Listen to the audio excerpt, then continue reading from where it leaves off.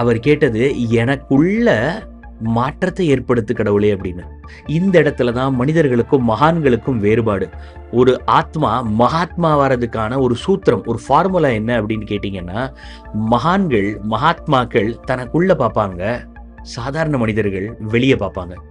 மனிதர்கள் உலகத்தை மாத்த முயற்சி பண்றாங்க. மகான்கள் தன்னை மாத்த முயற்சி பண்றாங்க. இந்த 6 வரங்களையும் நம்ம ஒண்ணு ஒண்ணா பார்க்க போறோம். கடைசி வரமும் அதுக்கப்புறம் இருக்கக்கூடிய பாடலும் ரொம்ப ரொம்ப முக்கியமானது. தயவு செஞ்சு அதை மிஸ் பண்ணிடாதீங்க. இந்த 6 வரத்திலையும் இந்த 6 வரத்தை எந்த ஆர்டர்ல அவர் சொல்லியிருக்கிறாருங்கிறது கூட ரொம்ப ரொம்ப முக்கியமான விஷயம். அதனால முதல்ல என்ன சொல்றாரு, கடைசியில என்ன சொல்றாருங்கிறதையும் கூர்மையா கவனிங்க. முதல் வரம், அறிவிலே தெளிவு. அறிவுல எனக்கு தெளிவு இருக்கணும். I need a clarity in my thoughts அப்படிங்கிறார். யோசிங்க, தினம் நம்ம எத்தனை வாட்டி முடிவெடுக்கிறோம்?